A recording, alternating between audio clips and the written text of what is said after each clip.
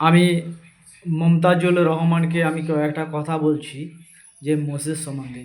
যে মসজিদ সম্বন্ধে আপনার অনেক কিছু মতামত আছে, আপনি অনেক রকম অনেক ভঙ্গিমি দেখিয়েছেন। কিন্তু আমি বলবো ভাই যে আপনাকে, যে আপনি বলেছেন নাকি যে এখানে বাবরি মসজিদ তৈরি মুর্শিদাবাদের মানুষ যে দেশে কাজে যাবে, যে রাজ্যে কাজে যাবে তাদের উপর এফেক্ট আসবে, তাদেরকেও মারবে ধরবে।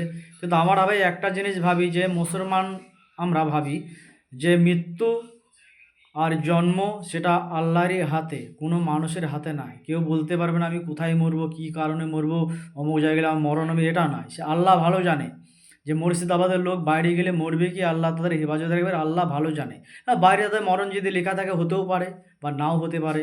কিন্তু আপনি অনেক অনেক সময়তে বলে যে যে আপনি হয়তো ফারাজি সম্প্রদায়ের মানুষ, আমি যতটুকু ধারণা করেছি, যে আপনি বলেন যে ইমাম সাহেবের পেছনে যখন নামাজ পড়ায় সূরা ফাতিহাটা বলতে হয়, কিন্তু যে না বলে তার নামাজ হয় না। কিন্তু ভাই এটা কোনো ব্যাপার নয়। আপনি যদি আমরা আবু হানিফার লোক, যে আমরা হানিফার অনুসরণী লোক, যে হানিফা যেরকম নামাজ পড়িয়েছিল সেরকমই আমরা পড়ি। যে হয়তো ইমাম সাহেবের পেছনে আমরা সূরা ফাতিহা হয়তো আমরা বলিনি, কিন্তু তাও আমাদের নামাজ হবে। আর ফারাজি যদি সূরা ফাতিহা যদি ইমাম সাহেবের পেছনে পড়ে, ফারাজিদেরও নামাজ হবে। কেন, আমাদের দুই সাহাবী কিন্তু দুই দুই ধরনের নামাজ পড়িয়েছি। কিন্তু এটা কোনো ব্যাপার নয় যে আপনি বলতে পারেন না যে হানাফিদের নামাজ হবে না, ফারাজিদের হবে, এটা কোনো ব্যাপার নয়। নামাজ সকলেরই হবে। কিন্তু আপনি বাবরি মসজিদ নিয়ে উল্টো পাল্টা কথা বলেন, কিন্তু আপনি একটা আলেম মানুষ। কিন্তু এরকম আপনার মন্তব্য করা ঠিক নয়। আপনি যদি এরকম মন্তব্য করেন তাহলে আরও কিন্তু ভিন জাতিরা আরও করবে। তাই বলবো যে এইরকম ধরনের মন্তব্য আপনার করা মোটেই উচিত হয়নি। কিন্তু আপনি একটা আলেম মানুষ, আপনাকে দেখে আমরা পথ দেখা শিখব। আপনাকে দেখে আপনার অনুসরণ করেই আমরা কিন্তু পথে চলবো। কিন্তু আপনারা যদি এরকম বলেন, আপনারা যদি আমাদের যদি ভয় দেখিয়ে দেন, তাহলে কি করে হবে? আপনারা আমাদের বলবেন যে যা তোরা আগে থাক, আমরা পিছু আছি, তবে তো কিন্তু কাজটা তাড়াতাড়ি আগাবে। কিন্তু বাবরি মসজিদ হচ্ছে ঠিক আছে, ওখানে হোক, বেলডাঙ্গা হোক, বেলডাঙ্গাটা উন্নত হোক, ওখানে অনেক মানুষ কাজ পাবে, ওখানে একটা ব্যবসার জায়গা হয়ে যাবে, অনেক সুন্দর পরিবেশ তৈরি হবে।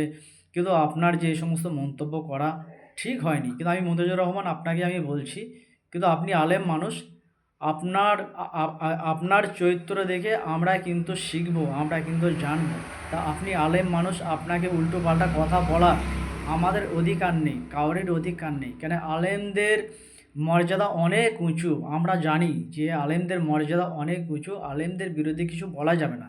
তা আলেমরা এমন কথা বলবেন না যে সাধারণ মানুষ খারাপ ভাবে, আপনাদের খারাপ ভাবে। কেন, আপনাদের দেখেই আমরা পথ চলা শিখেছি।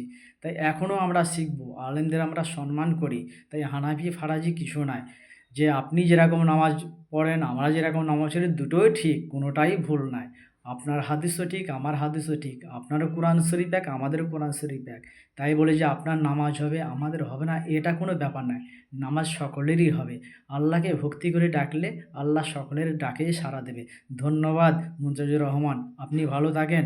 আপনি আমাদের সমস্ত মুসলিম জাতিদের জন্য আপনি দোয়া করবেন, ভিন জাতিদের জন্যও আপনি দোয়া করবেন যে তাদেরও মনে যেন আল্লাহর হিফাজত দিক। আল্লাহ যেন তাদেরও যেন শান্তি বর্ষণ করুক, আমাদেরও যেন শান্তি বর্ষণ করুক।